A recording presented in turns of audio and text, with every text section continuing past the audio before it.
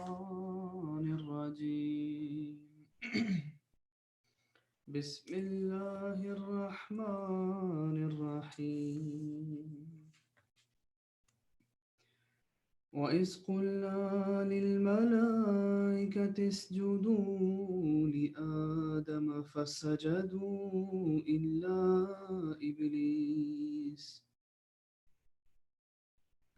أبى واستكبر وكان من الكافرين وقلنا يا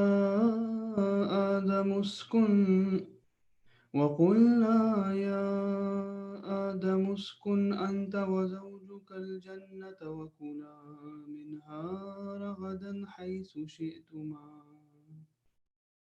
ولا تقربا هذه الشجرة فتكونا من الظالمين فأزلهما الشيطان عنها فأخرجهما مما كانا فيه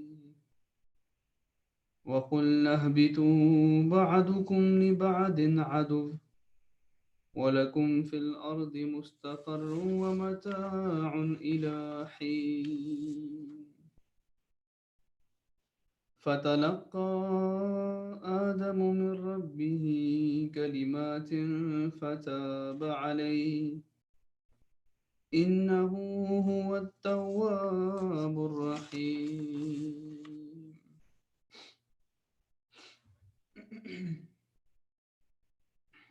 أعوذ بالله من الشيطان الرجيم بسم الله الرحمن الرحيم. Hier, nous avions parlé donc d'Adam et nous avions parlé comment les anges avaient tout d'abord pas compris le but et l'objectif de la venue de Adam alayhi salatu wassalam. Mais après qu'Allah leur a montré par certains exemples et leur a prouvé que la venue de Adam sera positive, ils se sont tous donc mis d'accord. Et là maintenant Allah il dit dans le verset que j'ai récité au début, wa is qulna, wa et qulna, nous avons dit, lil malaikati, aux anges, usjudu, soumettez-vous, li Adama, à l'autorité d'Adam, fasajadu, et tous ils se soumirent, illa, excepté Iblis. Abba, il refusa, wa et istakbara, il fit preuve d'arrogance. Wakana min al-kafirin, et il était du nombre des mécréants. Ici, le mot qui a été utilisé quand j'ai traduit soumettez-vous à l'autorité d'Adam, il y a aussi une autre traduction qui est faite, c'est prosternez-vous. Prosternez-vous à l'autorité d'Adam ou soumettez-vous à l'autorité d'Adam. Maintenant, il y a une chose que j'aimerais mettre au clair d'emblée, c'est que signifie ici sajda, prosterner. Parce qu'en islam, on autorise uniquement la prosternation pour Allah. Donc on se prosterne uniquement devant Allah et devant personne d'autre.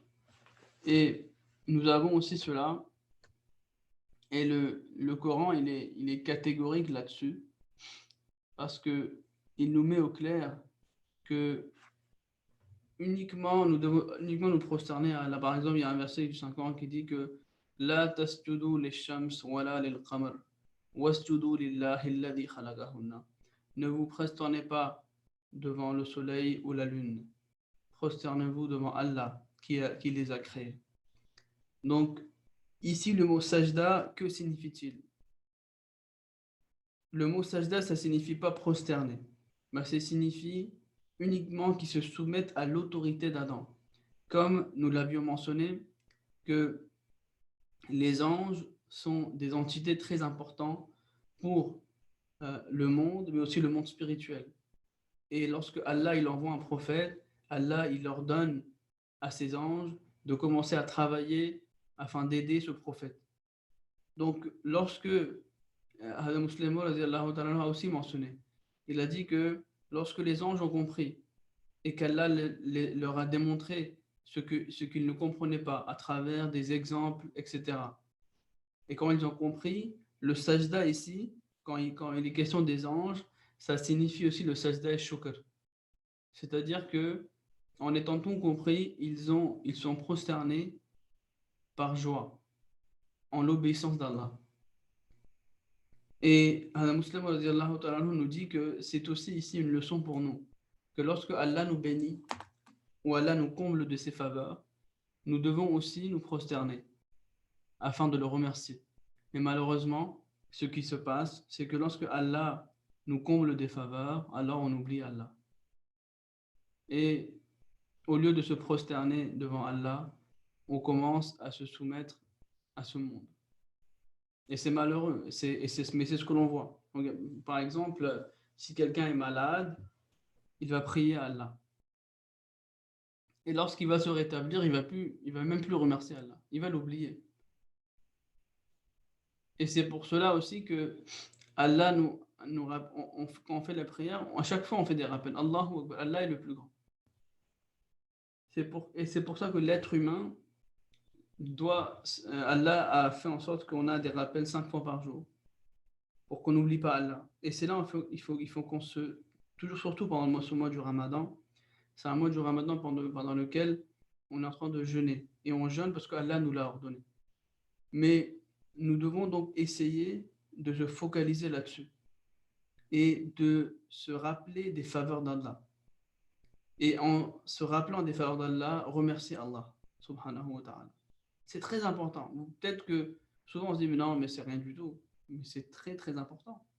C'est pour cela que vous voyez dans le Saint-Coran, à chaque fois, il rappelait les Bani Israël, les Israélites, leurs faveurs. Parce qu'ils les oubliaient. Et qu'est-ce que ces Juifs faisaient? On le sait tous. Ils sont focalisés sur le monde. Tellement sur le monde qu'ils ont oublié complètement Allah. Ils ont commencé à interpoler les versets, ils ont commencé à interchanger les versets, etc. Donc c'est pour cela que le remercier et montrer sa gratitude envers Allah, il est très important, parce que cela nous permettra toujours de nous souvenir d'Allah. Maintenant, parlons du verset. Allah dit aux anges de se soumettre à l'autorité d'Adam. Ils se soumettent à l'exception de Iblis. Iblis ne s'est pas soumis. Il a refusé, il a montré son arrogance. Maintenant, Iblis n'était pas parmi les anges. Pourquoi? Parce que nous l'avions dit hier, même dans les douze précédents, que les anges n'ont pas cette capacité de désobéir à Allah. Ils ne font ce que Allah leur ordonne. Donc, maintenant, Iblis, mais pourquoi Iblis a été adressé ici? Adam Muslim nous dit que vous pouvez dire que lorsque Allah, les anges sont la première clé de chaque chose. Ça veut dire que si Allah, quand il envoie un prophète, il ordonne aux anges d'aider ce prophète. Mais on va dire que c'est la première clé, c'est la première clé de chaque chose. Et lorsque les anges, en fait, ils sont adressés, toute la chaîne est adressée. Et parmi toutes ces autres choses qui sont adressées, il y a aussi et Iblis, il était dedans. Mais Iblis, par rapport à Iblis, Allah a dit que Kana min al-jinni, il faisait partie des djinns. Donc maintenant, déjà, ça vous dit que lorsque Allah il envoie un prophète, il y a déjà deux choses. Il y a un groupe qui vont l'accepter, il y a l'autre groupe qui ne va pas l'accepter. Et le groupe qui ne va pas l'accepter, ils ne vont pas le refuser sur des bases argumentatives. Mais ça va être plus de l'arrogance. Pourquoi? Parce que lorsque le messager d'Allah, il ramène, un messager, il vient avec un message, c'est un message qui est complètement contradictoire de l'époque. Parce que un prophète, il vient lorsque les gens sont en train de s'éloigner d'Allah. Donc si, par exemple, admettons qu'on est en train d'aller vers une direction, le monde est en train d'aller vers une direction, le prophète, il va venir, il va dire, écoutez, il faut que vous vous arrêtiez parce que vous êtes en train d'aller dans la mauvaise direction. et il leur dit de complètement changer de direction. Et le problème, c'est quoi? C'est que là, cette arrogance, elle n'est pas due à des preuves ou ce refus. Il ne refuse pas cela sur de la base argumentative, mais c'est plus de l'arrogance, parce qu'il voit que voilà, si les gens se tournent vers cette personne, alors ils vont perdre de l'argent. Ils vont perdre leur dominance. C'est pour cela, par exemple, que le prophète Muhammad sallallahu alayhi wa sallam, avant la venue du prophète Muhammad sallallahu alayhi wa sallam, Abu Jahl était appelé Abul Hakam, le père de la sagesse. Et lorsqu'il a vu que le prophète y vient, il a ramené son message, il a dit que mais si lui il vient, on va perdre de l'ampleur. Et c'est pour ça que les gens, maintenant en parlant d'Iblis, en allant plus dans les détails, c'est que il y a toujours cette discussion sur le fait que c'est quoi la différence entre Satan et Iblis? Est-ce que Iblis et Satan sont la même chose, etc. C'est pour ça que j'aimerais aussi m'appesantir sur ce sujet-là aussi. C'est que, à propos de Satan, le prophète Muhammad sallallahu alayhi wa sallam a dit que Satan circule dans les veines de l'être humain, tout comme le sang circule dans ses veines.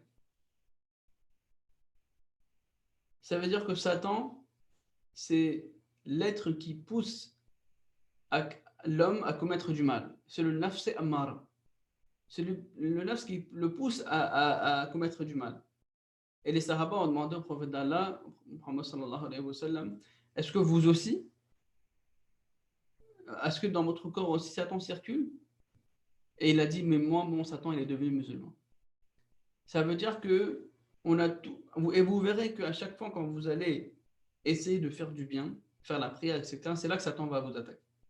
Par exemple, le Messie m'a dit que lorsque vous faites Allahu Akbar dans la prière, et aussitôt, il y a Satan qui va vous attaquer. Et Satan, il vous attaque comment? Satan, il ne va pas vous dire que voilà, la prière, c'est quelque chose de mauvais. Il ne faut pas la faire. Non. Satan va dire, par exemple, si vous êtes en train de dormir et que c'est l'heure de Fajr, vous allez peut-être vous réveiller avec votre alarme. Satan va vous dire, dors encore un peu. C'est pas grave. Tu as le temps. Tu as grave le temps. Tu peux faire ta prière tranquillement. Mais lorsque vous dormez un peu, vous vous réveillez après 2-3 heures.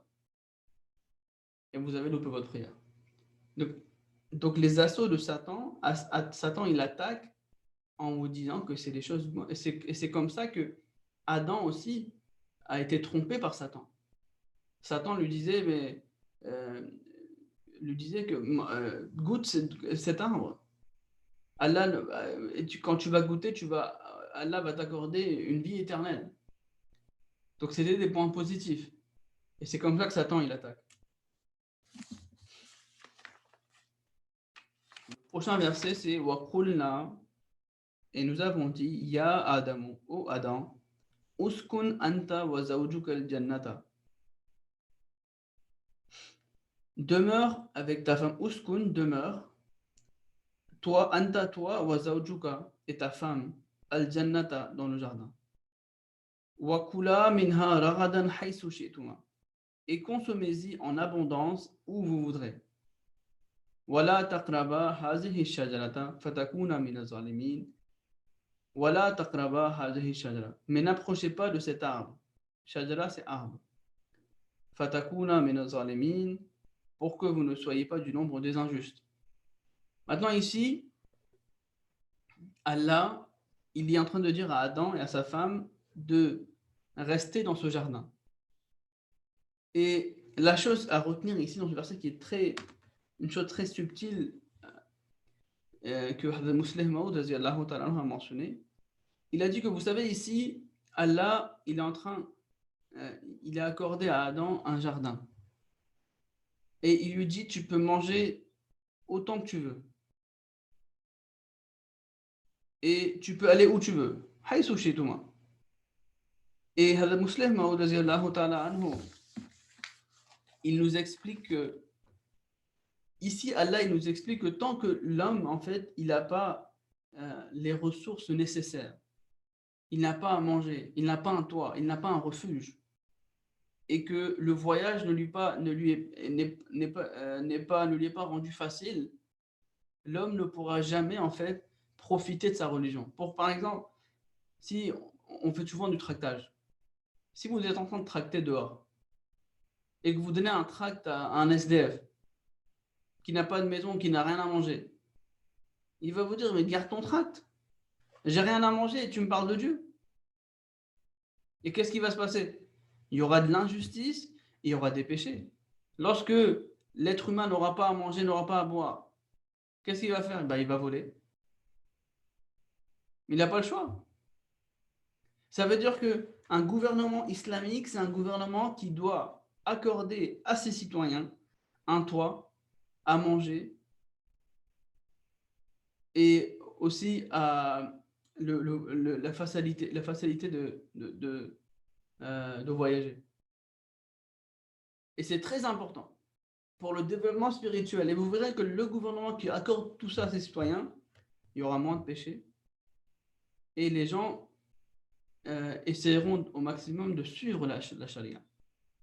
Mais regardez ce qui se passe dans nos pays. Le plus d'injustice, c'est dans nos pays.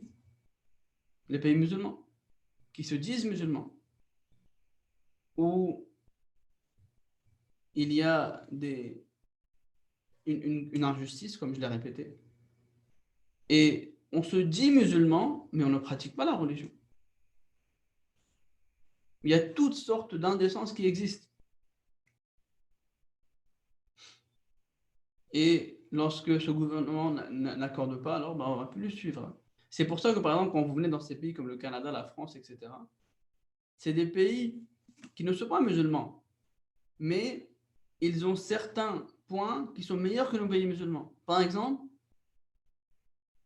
la ponctualité. Nous, la ponctualité, dans nos pays, ça n'existe même pas. C'est juste des qualités. Je vous parle des qualités. Alors qu'en islam, les 5 frères nous apprennent la ponctualité. Alors, il y a tant de choses. Ici, vous vous réveillez tôt le matin à 7h, 6h pour vous aller travailler. Dans nos pays, c'est quoi? Vous vous réveillez à midi et toute la nuit, vous restez réveillé. Et il y a plus d'injustice. Donc, c'est ça, en fait, que je veux en venir, c'est que d'emblée, lorsque Allah est en train d'enseigner maintenant la charia à Adam, regardez ce qu'il lui dit. Donc, c'est très important. Allah a dit maintenant, il t'a accordé toutes ces choses-là, tous ces bienfaits. Il lui dit, ô Adam, demeure avec ta femme dans le jardin, consomme-y en abondance où vous voudrez, vous deux. Mais il lui donne une directive. Il dit, mais n'approchez pas de cet arbre pour que vous ne soyez pas du nombre des injustes. Donc il a dit, toutes ces choses-là, ce paradis, il est à vous. Ce jardin, il est à vous. Mais parmi tous les arbres qui se trouvent dans ce jardin, parmi tout ce qu'il y a une chose, il y a un arbre. Je ne veux pas que tu t'approches de cet arbre-là. Et c'est là, en fait, que vous remarquez, c'est que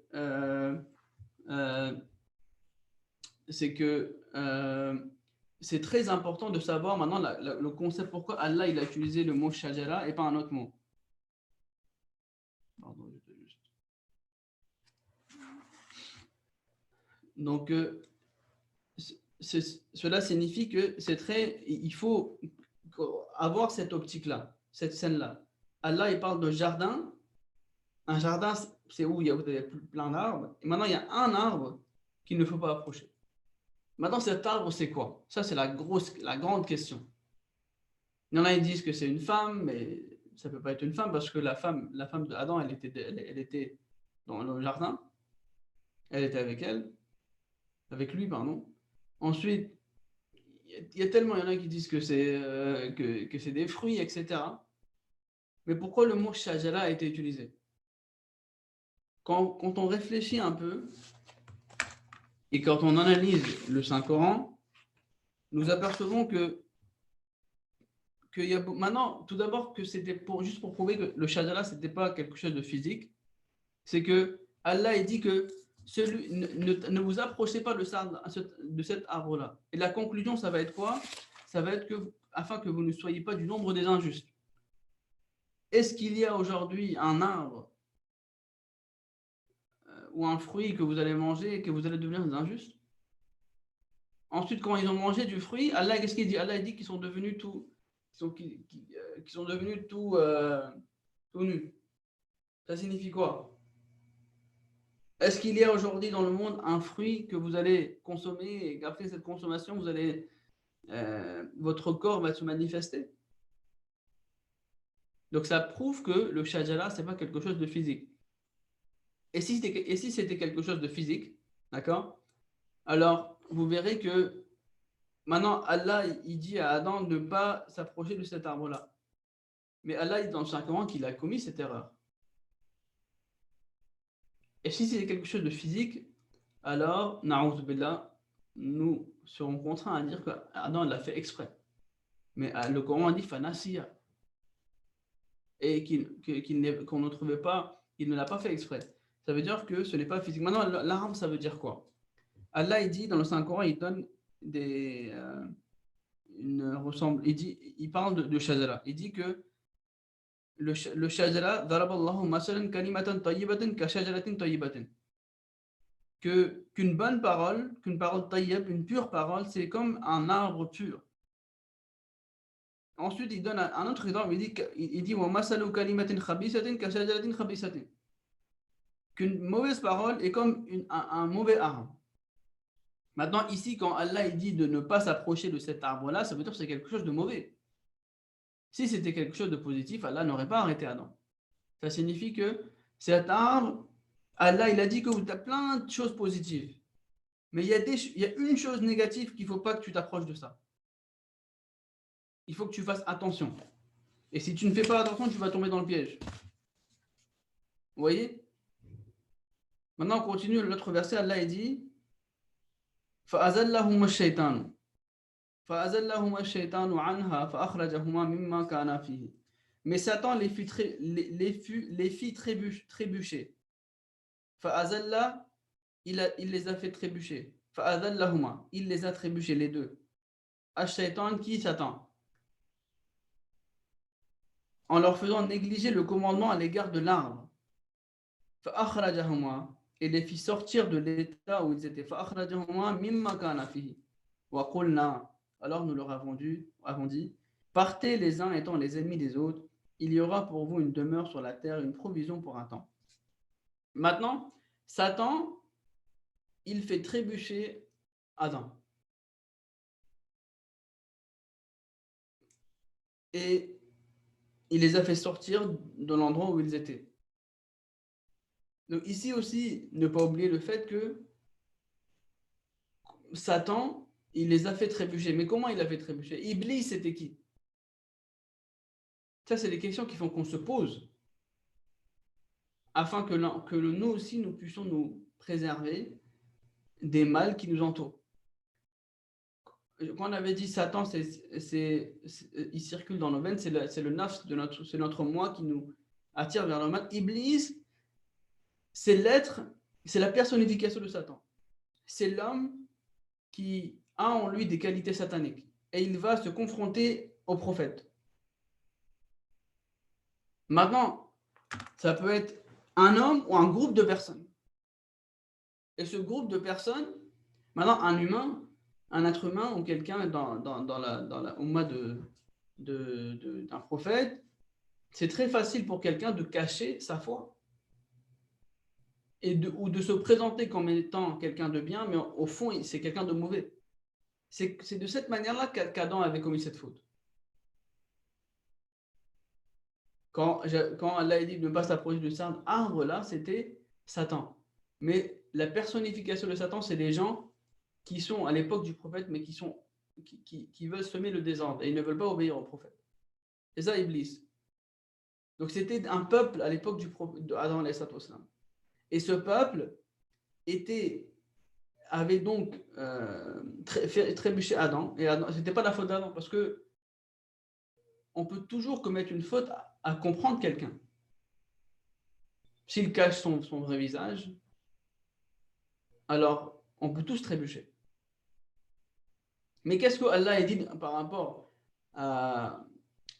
pour nous, il dit que il dit à Adam, maintenant sortez d'ici, partez. Les uns étant les ennemis des autres. Ça veut dire que ça va continuer. Il y aura toujours des gens qui vont être vos ennemis. Mais qu'est-ce qu'il dit?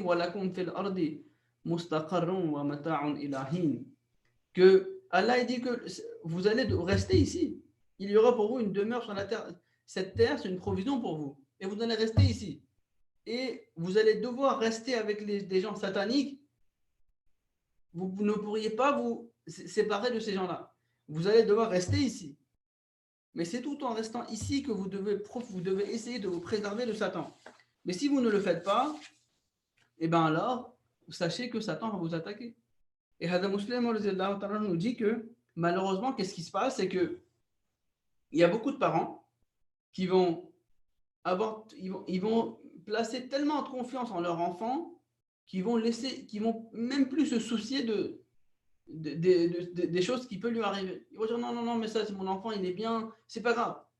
Mais qu'est-ce qui se passe? C'est que l'enfant, c'est un enfant. Et c'est là, en fait, que Satan prend le dessus, il va attaquer. Et Adam Muslim dit que souvent, les parents, c'est des parents qui sont pieux. Et ces parents pieux, ensuite, malheureusement, en plaçant tellement de confiance en leur enfant, ils perdent leur enfant. C'est pour ça que c'est tellement très, très important de parler de ces points-là. Et ensuite, le dernier verset, c'est Fatalaqa Adamu min rabbihi kalimatin fataba alayh. Ce qui signifie que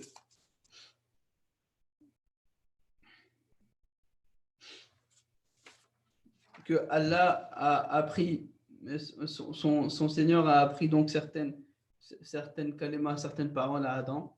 Et ces paroles, en fait, c'était une prière Rabbana zalamna anfusana wa illam taghfir lana lanakunanna min al-khasirin. C'est une prière qui avait été apprise par Adam alayhi salatu wassalam. Inch'Allah, on continuera le tafsir de ces versets prochainement. So yesterday we were talking about Adam alayhi salatu wassalam and how the angels were not in favor, but then how Allah Ta'ala explained to them and showed them the reality of things, and then they accepted. And now we are on the verse of number 35, where Allah Ta'ala is stating the fact that وَإِذْ قُلْنَا لِلْمَلَائِكَةِ أُسْجُدُوا لِآدَمَ فَسَجَدُوا إِلَّا إِبْلِيسَ. And remember the time when we said to the angels, submit to Adam, and they all submitted. But Iblis did not. He refused and was too proud, and he was of the disbelievers. First of all, the word sajda is mentioned here, that do sajda to Adam. What is the meaning of sajda? And prostration is only allowed to Allah the Almighty.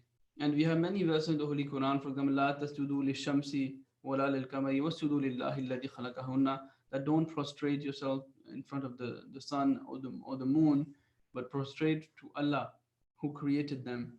So prostration or sajda is only allowed to Allah the Almighty. But here sajda, it's more, it has many meanings. It can also mean to submit to the authority of Adam. So it can also mean obedience, to obey Adam, right? And one of the other meaning that Hazrat Muslim explains to us is that when in the beginning the angels, they were reluctant, but then Allah Ta'ala proved to them that made them clear the matter with Adam alayhi salatu wasalam. And when it was made clear to them, and they knew that now they have to do it, that's this sajda fasajadu of the angels can also mean a sajda shukr, a sajda to show your gratitude. So, and Hazrat Muslim states that this is also a lesson for all of us, that whenever Allah Ta'ala blesses us with a favor, because Adam al-Islam was a true blessing, right? And for this blessing, when they understood the true blessing that hidden with the advent of a prophet, these angels were happy and they showed their gratitude to Allah the Almighty. So this is also, we have to remember that, whenever Allah Ta'ala blesses us with some things, with favors, we need to turn to Him. We need to do that sajda shukr. We need to thank him. We need to show our gratitude to him. But the sad thing is, we always forget God, especially in our good times. When we are having a good time, our health is good, financially we are good, we don't remember Allah the Almighty. Even though these are all favors of Allah the Almighty. If Allah Ta'ala wants, Allah Ta'ala can, in a second, in matters of second, He can take our wealth back, even our health. But we do not, the issue is we do not care about this. Even though we have to remember that we always have to remember and show our gratitude to Allah the Almighty. We always have to remember in our lives Allah the Almighty. Allah the Almighty. So now, coming to this verse. So now everyone submitted. They all submitted, but Iblis did not. Now, Iblis wasn't from the angels, because the angels do not have the capacity to actually go against the will of God. They are bound to do whatever Allah Ta'ala commands them to do. But Iblis did not. But why was Iblis addressed here? And the Muslims say that the angels are the first chain of things. And in that chain, the first people who are addressed are the angels. And then through them, all of the other things are addressed. So Iblis was also addressed, but he did not. And Hazrat Muslim states that this is where now we have to. He then explains the word Iblis. What is the difference between Iblis and Satan? Which is a big question as well. Sometimes many people ask, what is the difference between Satan and Iblis? Satan, the Holy Prophet Muhammad sallallahu alaihi wasallam said that Satan is every human has Satan in it, and Satan basically runs into the veins of human, just as blood circulates in your veins. So when the Sahaba asked, "O Prophet of Allah, is even in you?" The Holy Prophet sallallahu alaihi wasallam said, "My Satan became Muslim." So Satan is basically that negative force that attracts you to negativity, to commit evil. That's the nafs ammara. That tells you to do something bad, right? And Iblis is the personification of Satan. It's those people who do evil and then they confront and oppose the prophets of God. So these two things have been explained. That the angelic people, they always are with the prophets. But the Iblis, the people who have Iblis attributes, they don't follow. Because Satan does not have any, when he tries to betray you, he doesn't try to betray you on the basis of any argument. No. So we have to remember that this is something that we need to understand and focus on these things. That, for example, right now about the month of Ramadan, it is said that the Satan is chained. But the reality is that Satan, if we truly want to change Satan, then we need to change ourselves. Satan is also inside us. That negativity that attracts to negativity, or sometime when someone calls you to do good and you say, no, I don't have time, I don't have this. So in order to make ourselves, the attraction of positivity strong, we need to reflect upon ourselves. We need to multiplicate our good deeds.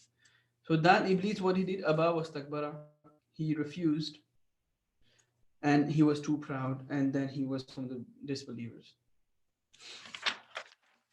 Then Allah says, وَقُلْنَا, and we said, Ya Adam, O Adam, uskun, dwell, anta, thou, wa zawjuka, and thy wife, al-jannata, in the gardens, wa kula minha, and eat therefrom, ragadan, plentifully, haythu shi'tuma, wherever you will, wala taqraba hazihi shajarata, wala taqraba, but approach not,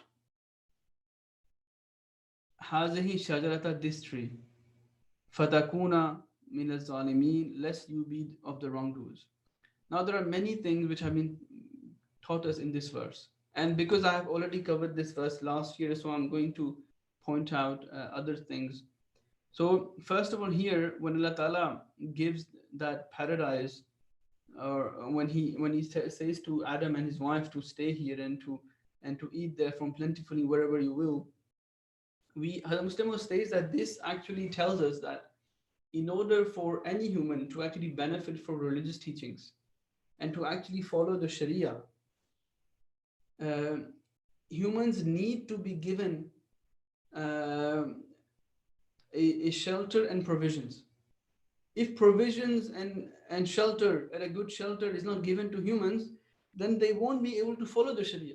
You will have crime, you will have injustices. But if a government, Islamic government, actually gives these things to people, this is where you will find that these people will actually reform in the positivity, and there will be justice, and they will be trying to follow the Sharia. For example, if you go out and you're doing flyer distribution, a man who doesn't have a shelter, he lives on the road. And if you tell him, God exists, he's like, I don't care, I need food. Don't tell me anything else. Give me food. And when you don't give these things, then you will have crime. People will steal things from each other, right? But this is the teaching of Islam since the first Adam. And we have to remember that, and just glance a bit what's happening in our own countries. Injustices. People don't even have, poverty is abundant, right? And when you have poverty which is abundant, then how many people are actually following religion? Not many. Yes, we declare ourselves Muslims, but are we actually practicing Islam or not? This is something, and Allah Ta'ala tells us this with the story of Adam alayhi salatu wasalam. And also, one thing that I want to come here is that then now Allah Ta'ala has given that garden to Adam alayhi salatu wasalam and his wife, right? A garden which has so many trees, right? But then in that whole garden, there are certain things, or there's one tree that Allah Ta'ala said, do not approach this tree. But besides that, eat there from, everything is fine, you can eat everything and you can enjoy. But there's one tree you shouldn't approach that. So that means that in the Sharia of Adam alayhi salatu wasalam, or when Adam there were more things pertaining to halal than haram. There were more things which were permissible to Adam alayhi salatu wasalam. And I think this is also one of the aspects that we can think of, that when someone converts to Islam, we need to let him first know the permissive things which are in Islam. Or just, sometime I remember a person who converted to Islam, Ahmadiyyat, it was his first namaz, Zohar or Asr namaz. And sometimes you come with certain habits. And when the namaz finished, a person from among the congregation, he straight pointed out the fact, oh, what are you doing? You shouldn't do it like this. And I told him, you need to calm down. This is his first namaz with us. So we have to remember we need to focus on the positive aspects as well. Now, what is that shajara? This is a big question. There are many things which have been said about the shajara. What is it? First of all, it is not a physical thing, because the consequence, Allah Ta'ala said, don't approach the shajara, and that the consequence would be, you will be, if you eat therefrom, if you approach that shajara, you will become from among the wrongdoers. And there is no such thing that can do that, the physical aspect, or a fruit or a tree. And then when they ate from them, Allah Ta'ala says that their body were manifested. And there is no, again, fruits that does that. It means that it was never something which was physical, but it was something which was more, you need to understand, it was more spiritual, or we need to understand the metaphor. Why did Allah Ta'ala use this word? If you read the Holy Quran, The Holy Quran actually uses the word shajara to mean uh, either a good kalima, a good word, or a bad word. And he says that Alam tara kaifa daraballahu masalan kalimatan tayyibatan ka shajaratin tayyibatan. So the good word has been given resemblance to a good shajara, a good tree. And kalimatin khabisatin, a bad tree, to a kashajaratin khabisatin, a bad tree. Now here Allah Ta'ala is telling Adam to not approach that tree. That means that the tree is not something good, it's something bad. And then the word shajara is also used for shajara nasab, which means the I can't recall the English word. The French word is arbre généalogique. It means that it is something that Adam needs to be careful. It can be either one person or a group of people. And it was in actuality Iblis and his group, Satan. And you know when Allah Ta'ala says that Satan, this next verse when Allah Ta'ala says, but Satan caused them both to sleep by means of it and drove them out of the state in which they were. And we said, go forth, some of you are enemies of others, and for you there is an abode in the earth and a provision for a time. So Satan caused them to slip, right? But and that mistake which was done not on purpose by Adam Islam, and Muslim explains that it was basically a group of people who showed themselves to be good people where they were actually bad people. So this was a mistake. Adam did nothing on purpose. And then the last verse, which is again more important, is وَلَكُمْ فِي الْأَرْضِ مُسْتَقَرٌ وَمَتَاعٌ إِلَىٰ Allah Ta'ala says, and for you there is an abode in the earth and a provision for a time. And this means, as the Muslim says that, and when Allah Ta'ala, even before that, Allah Ta'ala says, go forth, some of you are enemies of others, and for you there is an abode in the earth and a provision for a time.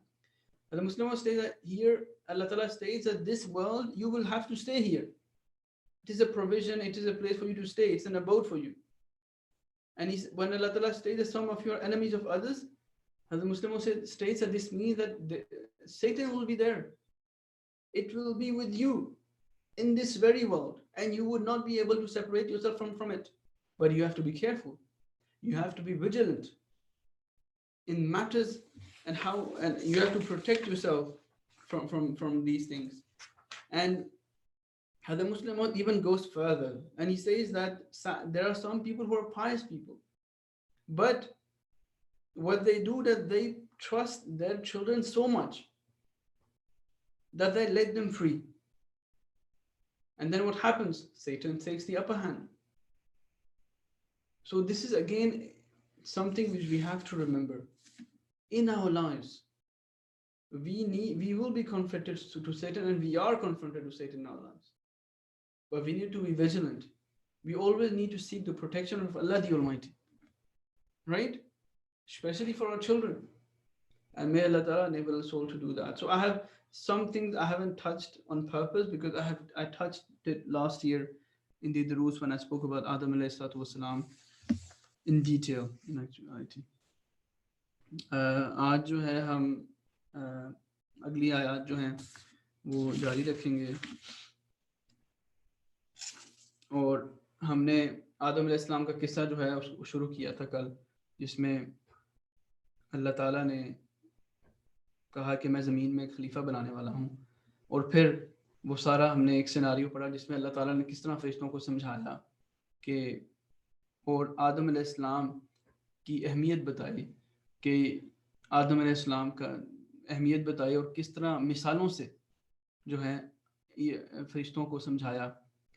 और अब जो है अल्लाह ताला फरमाता है वइज़ क़ुलना लिल मलाइकति, और जब हमने कहा लिल मलाइकति फरिश्तों से, उसजुदू तुम सब सजदा करो, li आदम की खातिर, फसजदू बस उन्होंने सजदा किया, इल्ला इब्लीस सिवाय इब्लीस के, अबा उसने इनकार किया, वस्तकबर उसने तकब्बुर किया, वकाना मिनल काफिरीन और काफिर में से था या हो गया। अब देखिए इसमें پہلے تو سجدے کا ذکر آتا ہے. سجدے کے ذکر ایک تو ہے کہ اللہ کے سوا کسی کو سجدہ جائز نہیں ہے. اور اللہ تعالیٰ نے کئی مرتبہ قرآن کریم میں فرمایا بھی جیسا کہ فرمایا گا یعنی تو سورج نہ تو سورج کو سجدہ کرو نہ چاند کو، بلکہ صرف اس خدا کو سجدہ کرو جس نے ان کو پیدا کیا ہے. لا تسجدوا للشمس ولا للقمر واسجدوا للہ الذی خلقہن. تو سجدہ جو ہے وہ اللہ تعالیٰ کو ہی کیا جا سکتا ہے. لیکن ادھر سجدے سے مراد یہ ہے کہ کئی مسلموں نے کئی اس کی ڈیفینیشن فرمائی ہیں. ایک یہ ہے کہ سجدہ سے مراد یہ بھی ہے کہ تم آدم کی اتھارٹی کو قبول کر لو، فرمانبرداری اختیار کرو. دوسرا یہ ہے مسلموں نے فرمایا ہے کہ جس طرح اللہ تعالیٰ نے کس طرح خوبصورتی سے آدم علیہ السلام کے مقصد کو سمجھایا کہ آدم علیہ السلام نے آ کے دنیا میں کیا کرنا ہے اور انسان کا مقصد کیا ہوگا کہ وہ انسان کے صفات کو اپنے اندر جذب کرو. مثالوں سے جو ہے فرشتوں کو سمجھایا. تو جب فرشتوں کو یہ بات سمجھ آ گئی کہ آدم کا وجود جو ہے وہ واقعی میں ایک ایسا وجود ہے جو بالکل ایک نفع رساں وجود ہے، تو ادھر سجدے سے یہ بھی مراد ہوتی ہے کہ یہ فرشتوں کا ایک سجدہ شکر تھا کہ انہوں نے دیکھا کہ یہ بلیسنگ اللہ تعالیٰ نے عطا کر رہا ہے، تو اس شکر کے اس کو سجدہ شکر بھی کرتے ہیں. تو حضرت مسلم فرماتے ہیں کہ اس میں ہمارے لیے بھی سبق ہے کہ جب اللہ تعالیٰ ہمیں برکتوں سے نوازتا ہے، ہمیں نعمتوں سے نوازتا ہے، تو جب اللہ تعالیٰ ہمیں نعمتیں دیتا ہے عطا کرتا ہے تو ہمیں بھی اللہ تعالیٰ کا شکر ادا کرنا چاہیے. لیکن دیکھنے میں یہ آتا ہے کہ جب اللہ تعالیٰ ہم پہ نعمتیں نازل کرتا ہے، ہمیں اپنی نعمتوں سے نعمتیں ادا کرتا ہے، تو ہم اللہ تعالیٰ کو بھول جاتے ہیں. جب تکلیف میں ہوتے ہیں تو اللہ تعالیٰ کو ہم یاد کر لیتے ہیں. جب خوشی ہوتی ہے، جب خوشی کا موقع ہوتا ہے تو ہم اللہ تعالیٰ کو بھول جاتے ہیں. جبکہ ہمیں اللہ تعالیٰ کو ہر آن یاد رکھنا چاہیے، اور یہ بہت ضروری ہے کہ ہم ہمیشہ اللہ تعالیٰ کے سجدہ شکر جو ہیں وہ بجا لاتے رہیں. ہمیں سے کئی لوگوں کو اللہ تعالیٰ نے جو ہے مالی طور پر خاص طور پر جو لوگ پاکستان سے ہیں ان کو مالی طور پر فراوانی عطا کی ہے، گھر عطا کیا ہے، بچے عطا کیے ہیں، نیک اولاد عطا کی ہے. تو انسان تمام چیزوں کے لیے ہر دن جو ہے ہمیں اللہ تعالیٰ کا شکر ادا کرنا چاہیے. اور سب سے بڑا شکر تو یہ کہ اللہ تعالیٰ نے ہمیں حضرت مسیح علیہ السلام نبی، ہمیں اللہ تعالیٰ کے مسیح و مہدی کو ماننے کی توفیق عطا فرمائی. کتنے ہیں ہم ایسے جو اس کا ہمیشہ شکر ادا کرتے ہیں؟ ہم کہہ تو دیتے ہیں کہ ہم احمدی ہیں، لیکن ہم کتنا اس کا شکر ادا کرتے ہیں؟ اور یہ کتنی بڑی نعمت ہے کہ اللہ تعالیٰ نے ہمیں اپنے 5ویں خلیفہ کا جو یہ دور ہے وہ ہمیں عطا کیا ہے.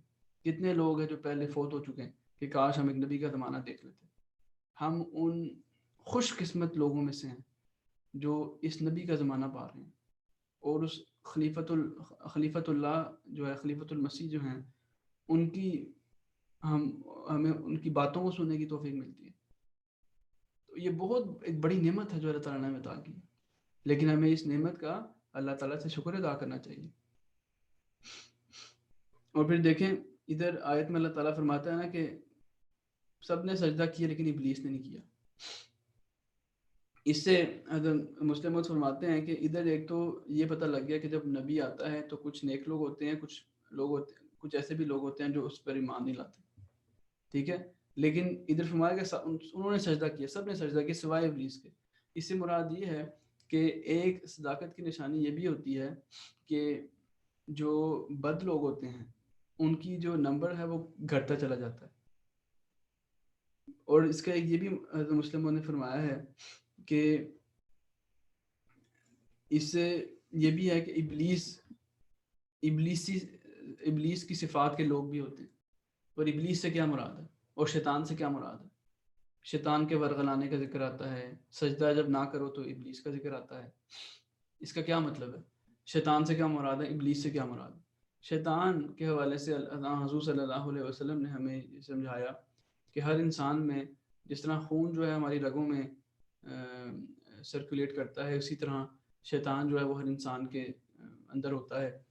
تو یعنی کہ شیطان وہ ہے نفس امارہ ہے جو برائی کی تحریک کرتی ہے، اور ابلیس جو ہے جیسے فرشتے جو ہیں وہ نیک تحریک کرنے والے ہیں، اور ابلیس جو ہے وہ بدی کی تحریک کرتا ہے.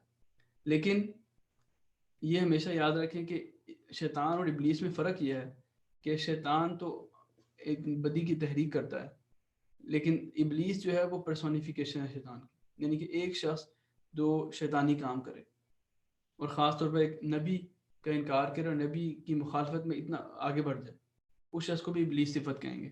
اس لیے جب ہم آیا ہے کہ جب شیطان نے پھسلایا، آگے بڑھیں گے بھی اس میں ابلیس جیسے کا کہا گیا کہ یہ لوگ ہوتے ہیں، یہ ایک گروپ آف کچھ لوگوں کا ایک گروہ ہوتا ہے جو ایک نبی کے خلاف جو ہے وہ یعنی کہ نبی کی مخالفت کرتا ہے۔ تو اس سے یہ بھی مراد ہے کہ جب شیطان نے کہا کہ اس نے آدم کو پھسلا دیا، اس سے یہ مراد ہے کہ اور جب آدم نے کیا کہتے ہیں غلطی کا ذکر آتا ہے تو قرآن کریم تو کہتا ہے کہ وہ بھول گیا اور اس میں کوئی عزم نہیں تھا، یعنی کہ جو آدم نے جو بھی غلطی کیا اس میں ایک عزم نہیں تھا۔ لیکن یہ لوگ ہوتے ہیں جو اپنی باتوں سے یا دھوکے سے جو ہے وہ یعنی کہ اندر سے کچھ اور ہوتے ہیں، باہر سے کچھ اور ہوتے ہیں۔ باہر سے کہہ دیں گے کہ ہم تو آپ کے ساتھ ہیں، ہم تو نیکی کرنے والے ہیں، لیکن اندر سے ان کی میں ایک منافقت ہوتی ہے۔ اور اس طرح سے جو ہے آدم علیہ السلام کو پھسلایا گیا تھا، یعنی کہ کچھ ایسے لوگ تھے جنہوں نے اپنے آپ کو نیکی کرنے والا بتایا تھا لیکن ہے وہ بد لوگ تھے۔ تو آگے فرمایا اس نے انکار کیا، اس نے تکبر کیا اور وہ کافروں میں سے تھا۔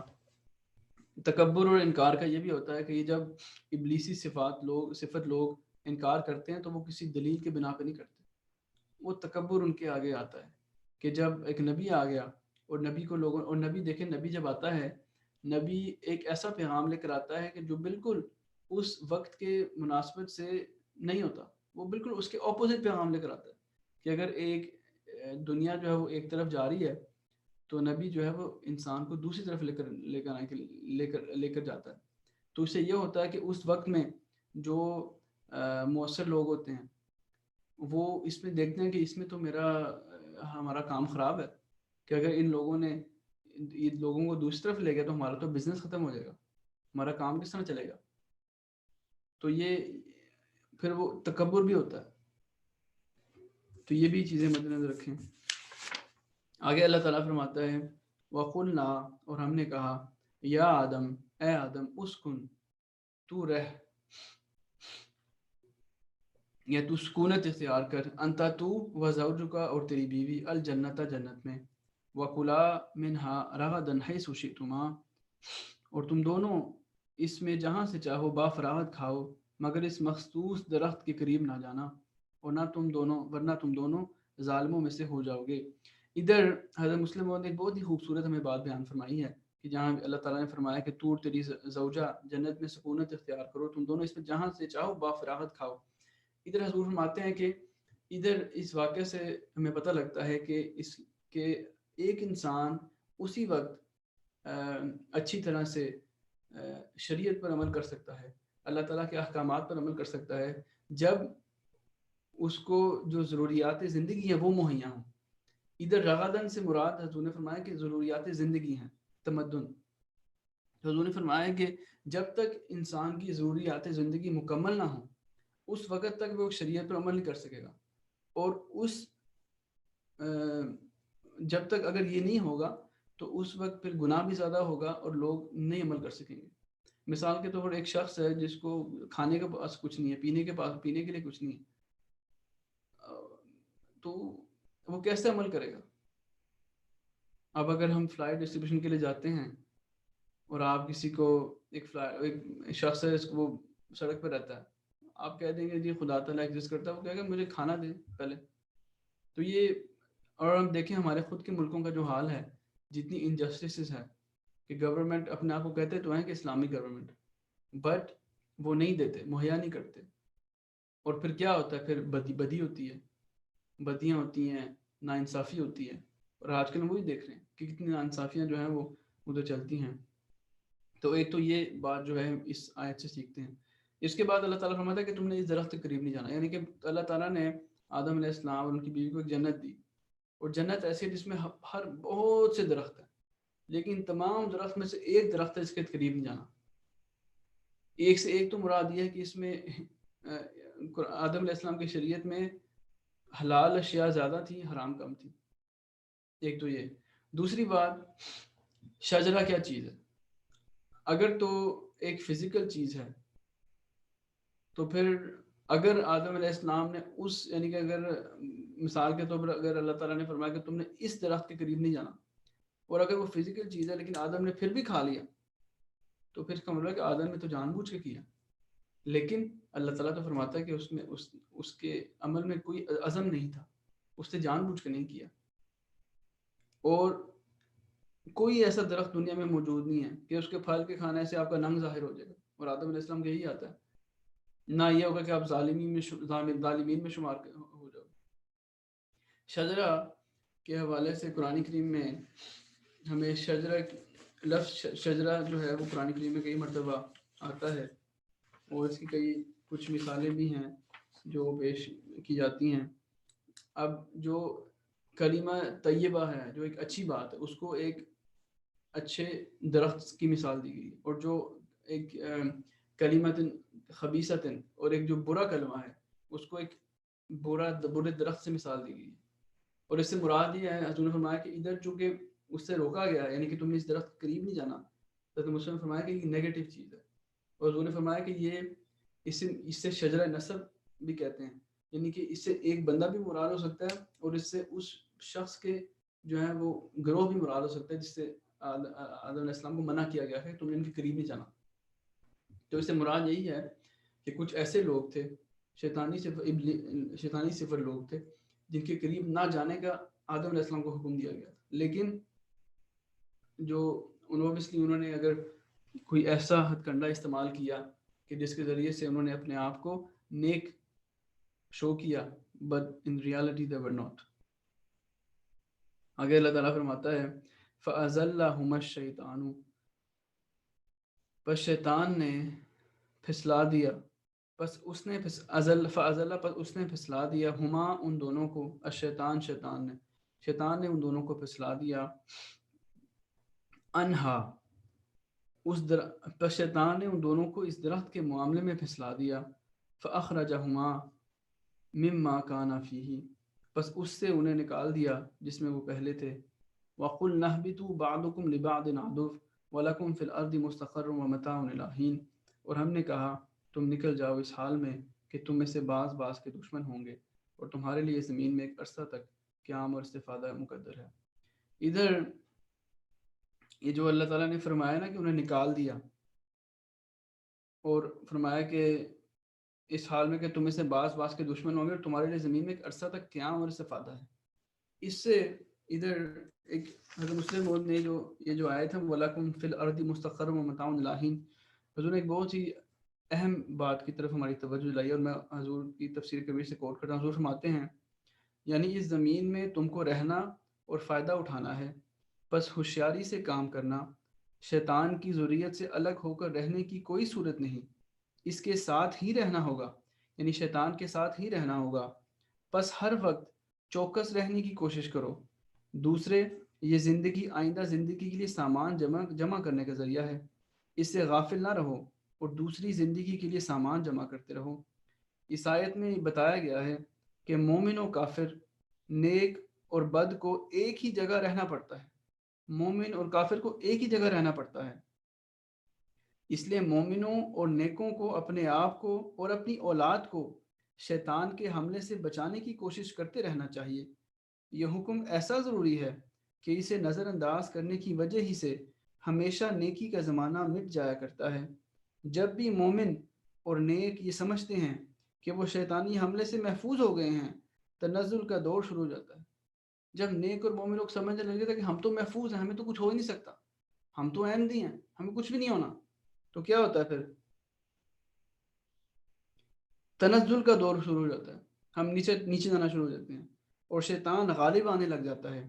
کاش کوئی قوم ایسی پیدا ہو جو اس حکم کو مد نظر رکھے اور شیطان کا سر پوری طرح کچلا جائے، لوگ خود نیک بھی ہو جائیں تو اولاد کی محبت یا ان پر حد سے زیادہ اعتماد کر کے اسے خرابی میں پڑنے کا موقع بہم پہنچا دیتے ہیں، اور پھر قوم نیکی کی چوٹی سے نیچے گر جاتی ہے۔ اب دیکھیں حضور نے آخر میں جو فرمایا ہے کہ لوگ خود نیک بھی ہو جائیں، کچھ لوگ ہیں وہ نیک بھی ہوتے ہیں تو اولاد کی محبت یا ان پر حد سے زیادہ اعتماد کر کے اسے خرابی میں پڑنے کا موقع بہم پہنچا دیتے ہیں۔ کبھی کبھی آپ دیکھیں ہماری جو اولاد ہے اس کی تربیت ہمارے لیے بہت ضروری ہے، لیکن کبھی کبھی ہماری بے جا محبت اور اتنا زیادہ اعتماد کر لیتے ہیں کہ یہ تو میرے بچے تو غلط کام کر ہی نہیں سکتے. تو یہ جو اعتماد ہوتا ہے جو ہم حد سے زیادہ کرتے ہیں تو حضور فرماتے ہیں کہ اس سے خرابی میں پڑنے کا موقع بہم پہنچا دیتے ہیں، اور پھر قوم نیکی کی چوٹی سے نیچے گر جاتی ہے. اب یہ ہمارے لیے اس میں سبق ہے کہ ہم نے چوکس رہنا ہے، ہوشیار رہنا ہے. مومن اور کافر نے اکٹھے رہنا ہے، نہیں رہنا، لیکن ہم نے چوکس رہنا ہے اور ہمیشہ اللہ تعالیٰ کی طرف جھکنا ہے. اللہ تعالیٰ ہم سب کو محفوظ رکھے، ہمیں بھی اور ہماری اولادوں کو بھی اس دنیا میں اللہ تعالیٰ کے سائے میں رہنے کی توفیق عطا فرمائے. اللہم صلی علی محمد وعلی آل محمد وبارک وسلم انک حمید مجید.